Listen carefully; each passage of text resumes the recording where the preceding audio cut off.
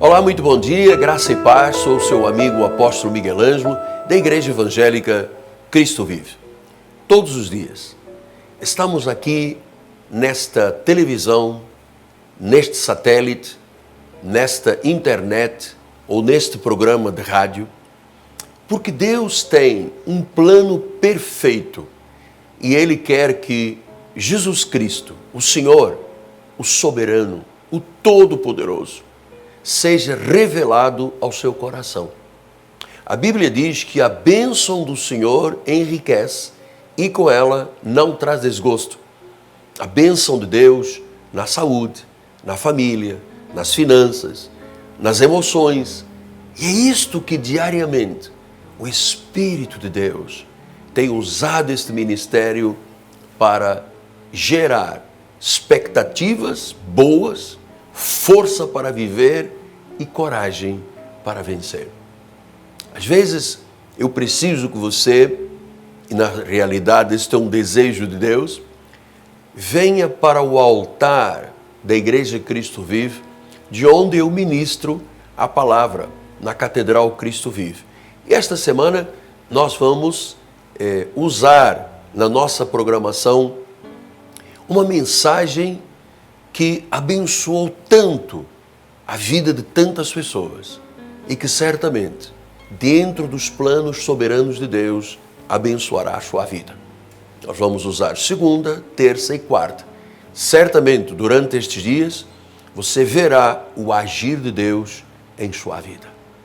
Vamos à primeira parte da mensagem da graça de Deus. Uma mensagem transformadora. Eu volto. 16 diz assim: quando, porém, Cefas veio a Antioquia, eu resisti-lhe face a face, porque se tornara repreensível. Com efeito, antes de chegarem alguns da parte de Tiago, comia com os gentios. Quando, porém, chegaram, afastou-se, e por fim veio a apartar-se, temendo os da circuncisão. E também os demais judeus dissimularam com ele, ao ponto do próprio Barnabé ter se deixado levar pela dissimulação deles. Quando, porém, vi que não procediam corretamente, segundo a verdade do Evangelho, eu disse a Cefas, eu disse a Pedro, na presença de todos: Pedro, sendo tu judeu, vives como gentio e não como judeu, por que obrigas os gentios a viverem como judeus? Nós, judeus por natureza e não pecadores dentre os gentios, sabendo contudo que o homem não é justificado por obras da lei, e sim mediante a fé em Cristo Jesus. Também nós temos crido em Cristo Jesus para que fôssemos justificados pela fé em Cristo e não por obras da lei. Pois por obras da lei ninguém será justificado. Meus amados irmãos, minha família, santos preciosos, eu quero, ao saudar você neste momento, agradecer a Deus, e o faço de todo o meu coração, por cada membro deste ministério, por cada homem, cada mulher, cada família, cada casal, cada ancião, cada jovem, adolescentes, crianças, todos aqueles que o Senhor agregou a esta comunidade. A minha gratidão do mais profundo do meu coração por você me chamar de seu pastor, por me dar o privilégio e a honra de cuidar da sua alma, de cuidar da sua vida, e a responsabilidade por sua vida diante do Cordeiro. Eu a recebo com a maior alegria, este chamado apostólico. Meus amados irmãos, minha família, meus filhinhos na fé, nós acabamos de ler um texto que é, sem dúvida alguma, um dos episódios mais tensos, mais dramáticos do novo pacto, da nova aliança.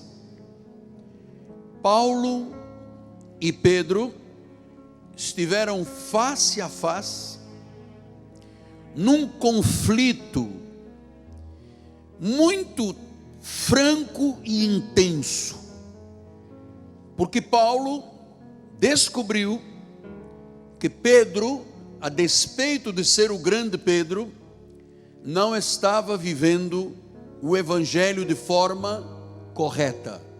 Por isso o tema de hoje, vivendo corretamente segundo a verdade. Este encontro se deu em Antioquia. Antioquia era a principal cidade da Síria. E foi ali, vejam os irmãos, que pela primeira vez os discípulos foram chamados de cristãos. Em Atos 11, 26 ele diz: tendo encontrado, levou para Antioquia, e por um ano se reuniram naquela igreja e ensinaram numerosa multidão. Agora vejam, em Antioquia foram os discípulos pela primeira vez chamados de cristãos. Agora não eram judeus, agora eram cristãos. Havia algum diferencial na vida destas pessoas, que o povo daquela cidade disse: esses são cristãos. O padrão deles é Jesus Cristo. Eles vivem como se vivesse Jesus realmente nesta cidade. Então, em Antioquia, Paulo se opõe a Pedro. Eram dois homens de Deus, eram dois apóstolos de Cristo, ambos respeitados como lideranças. Mas Paulo contradisse Pedro, repreendendo-o. Pedro estava ofendendo o evangelho por causa da sua conduta.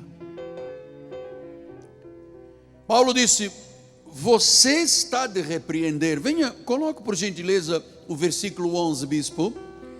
Quando, porém, Cefas, Pedro, veio a Antioquia, disse que Paulo repreendeu face a face, porque se tornara repreensível.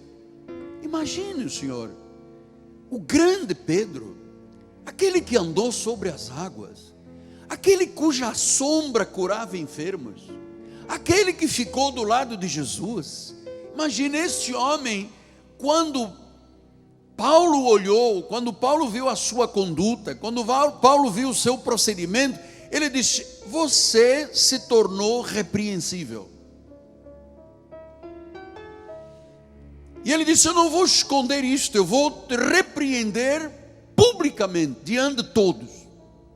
Você sabe que esta situação poderia ter implodido, destruído a igreja de Jesus. Mas Pedro foi humilde, ele aceitou esta repreensão. Eu quero lhe dizer, meus amados, que nós temos que estar atentos, porque Pedro, o apóstolo Pedro, estava vivendo uma vida contrária à verdade, contrária à graça de Deus. E claro, ele distorcia a verdade da graça, ele manipulava as pessoas, ele pregava um outro evangelho, conforme o bispo Forte me disse ontem, um evangelho ilegítimo, um evangelho apócrifo, um evangelho legalista. Ele era um guardião da lei, mas não tinha nenhuma legitimidade. Porque, irmãos, ouçam isto, por favor, como se a boca de Deus vos exortasse esta manhã através dos meus lábios. O que tem relevância, o que é verdadeiro para a igreja gentílica, o que se pode chamar de evangelho de Jesus, está contido nas 14 epístolas de Paulo.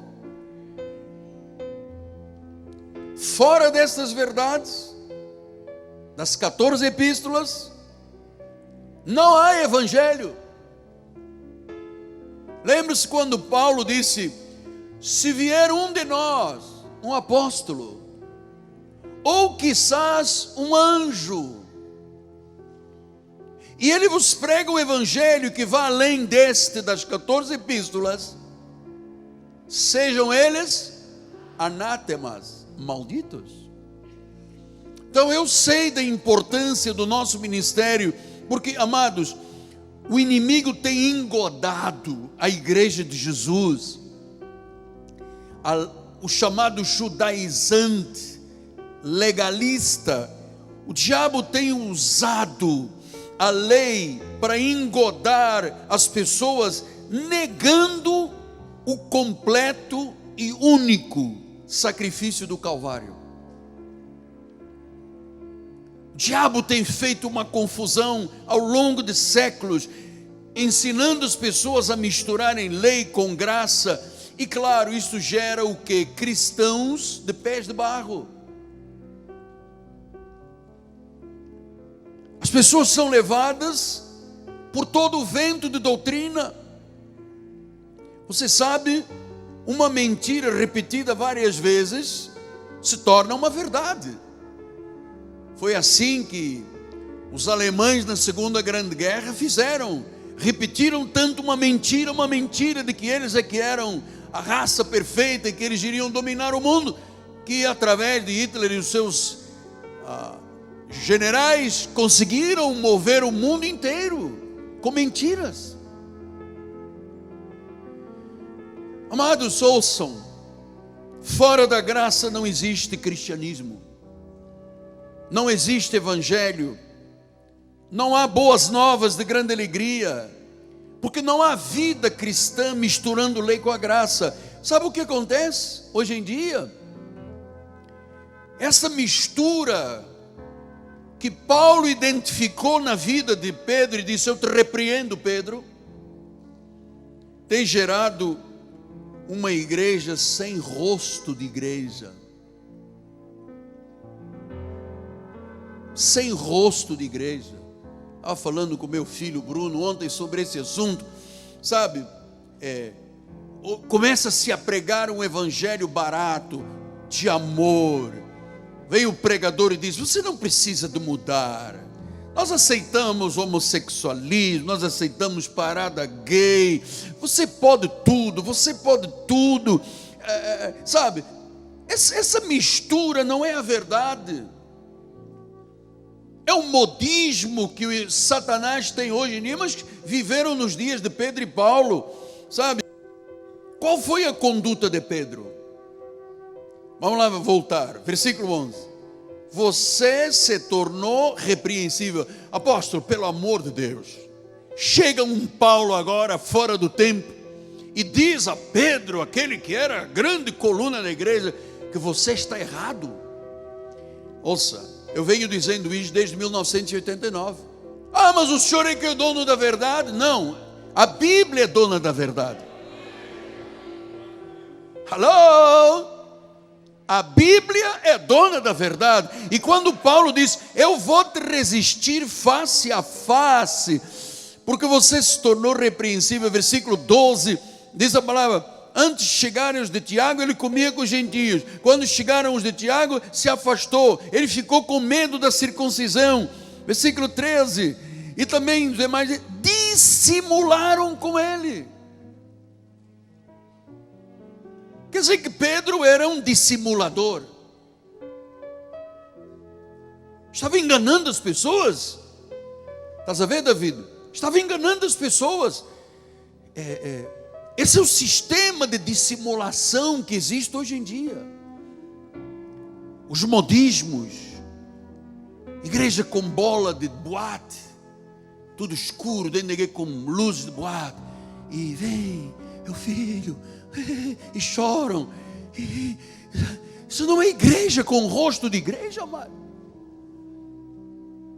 Igreja escola, igreja hospital, igreja é lugar de crescimento, igreja é lugar de amadurecimento, igreja é lugar de motivação, igreja é lugar de encorajamento, igreja é lugar de transformação e regeneração de vidas, amado.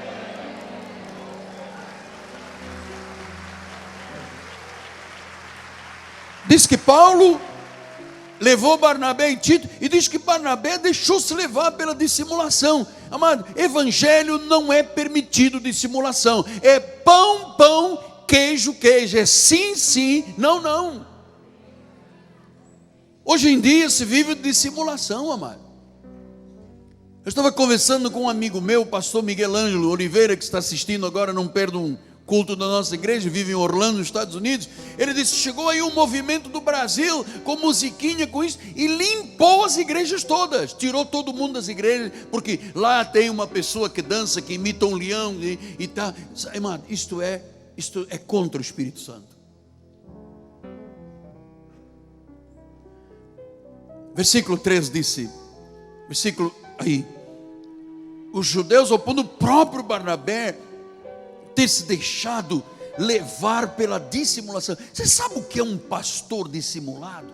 Mentiroso. Você sabe o que é um ministério dissimulado, mentiroso? Dissimula, está camuflando as verdades, está enganando as pessoas. Venha, se você der R$1.000, o teu filho será salvo. Não, se você der R$1.000 à igreja, isso é uma grande semente, terá uma grande colheita, mas não é aquele dinheiro que vai salvar o filho. Isso é uma dissimulação. É o líder que põe um quipá na cabeça, um solidel, uma mantinha judaica. Somos judeus ou somos salvos pela graça de Deus e somos gentios predestinados em amor? O que temos nós com Moisés? Então diz que Pedro comia com os gentios, os da graça, mas quando chegou a lei, ele se escapou.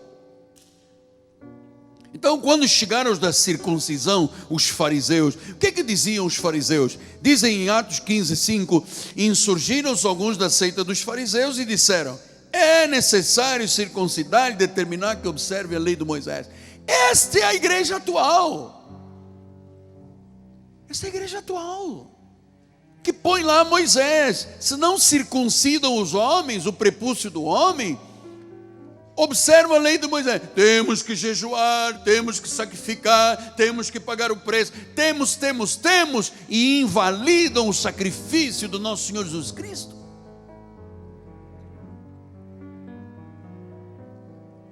Invalidam a obra da cruz.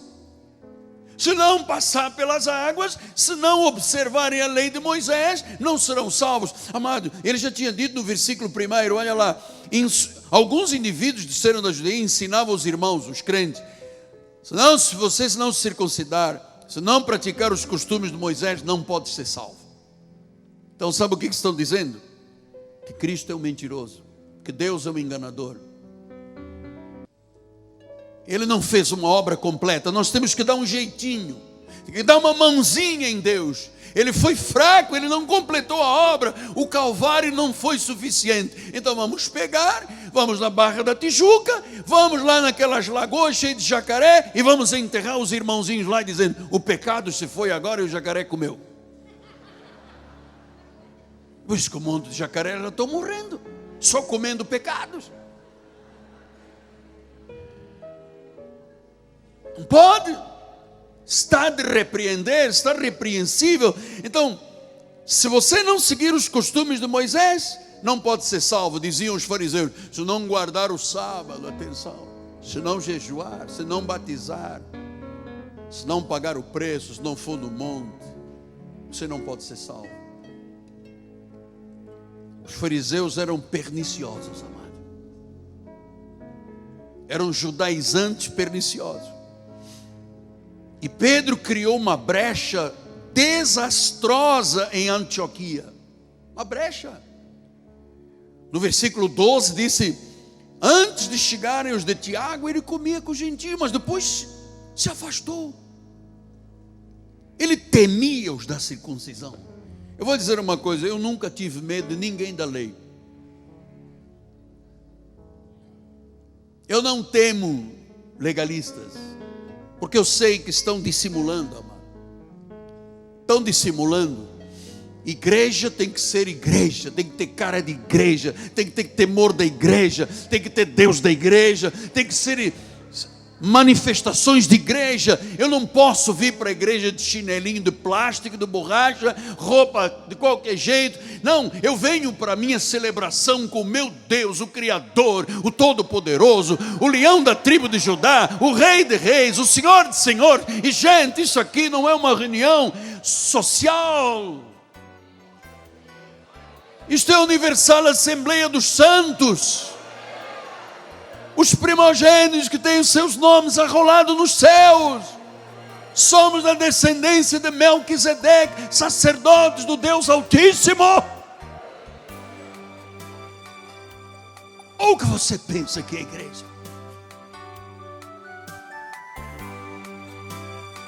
Versículo 13. Dissimularam com ele. Estou lhe falando da conduta que levou à reprovação. Eu vou lhe dizer uma coisa, amado. Religião imposta por força usa o medo com as pessoas. Muito bem, você acabou de ouvir a primeira parte de uma mensagem que não volta vazia. A palavra do Senhor é força, é vida, é viva, é eficaz. E por que ela não volta vazia? Porque Deus tem desígnios. E esses desígnios têm que se estabelecer na sua vida. E eu queria que nesta hora, você que acabou de ouvir a primeira parte desta mensagem, eu quero lhe fazer um desafio, que é uma entrega da sua vida a Jesus Cristo. O Senhor diz: sem mim nada podeis fazer. Então, a condição de você ver o Senhor Deus agir na sua vida é reconhecê-lo como Senhor e Salvador. Onde você estiver, diga: Senhor Jesus Cristo, eu te recebo, eu te confesso como único e soberano Deus. Eu creio com o meu coração e confesso com a minha boca que Jesus Cristo é o Senhor. E a palavra promete a minha salvação, a minha redenção, a minha santificação, a mudança de vida, a regeneração. Então eu te abençoo e que esta oração que fizemos juntos seja agora confirmada por uma mudança de atitude perante a vida. Agora não é mais você, agora é Cristo em você. Amém? Muito bem, antes de terminarmos o nosso encontro de hoje, eu quero deixar um convite. Muitas pessoas ligam para nós pelo 3017 90 90, perguntando como eu posso investir, como eu posso contribuir, como eu posso fazer parte deste apostolado. E nós temos bispas de intercessão, conselheiras, que lhe ajudarão neste momento da sua vida e também lhe mostrarão como você pode ser um cooperador deste apostolado, investindo seu amor e sua vida financeira num programa evangélico. 3017 90 90. Quero dizer-lhe que esta noite nós teremos um grande encontro de oração. Está aqui o convite do Bispo André e da Bispa Cristiane para que você venha e veja. As pessoas muitas vezes apenas fazem um pedido de oração e nós temos um compromisso de amar e de cuidar. Por isso existe esta igreja. Esta é uma igreja que ama você. Mas é preciso uma decisão e um passo de fé, que é estar na igreja. E hoje à noite será a grande oportunidade de você estar numa reunião de oração, de intercessão, aonde visivelmente você vê Deus agir. É aqui, na Rua Maricá, 320, no bairro de Campinas, zona oeste do Rio de Janeiro, paralela a Cândido Benício, próximo BRT da Pinto Teles, da 28TP.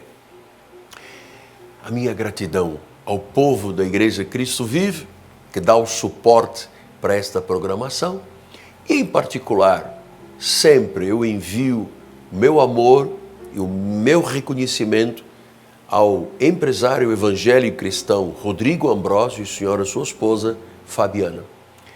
Eles são os proprietários do mercado Turbomil em Vila Emílio Mesquita. Eles são coluna deste ministério, desta divulgação do reino. Por isso, o meu apelo, você que mora na Baixada, o Turbomil é o seu lugar. A minha gratidão eterna por você que colabora aqui na minha equipe de televisão, a Igreja Cristo Vive, em meu nome, Apóstolo Miguel Ângelo, minha amada esposa Bispo Roxana, nós profetizamos a bênção do Senhor na tua vida enriquecerá todas as áreas da sua vida e com ela não há desgosto. Amanhã voltamos com a segunda parte da mensagem. Graça e paz em nome de Jesus.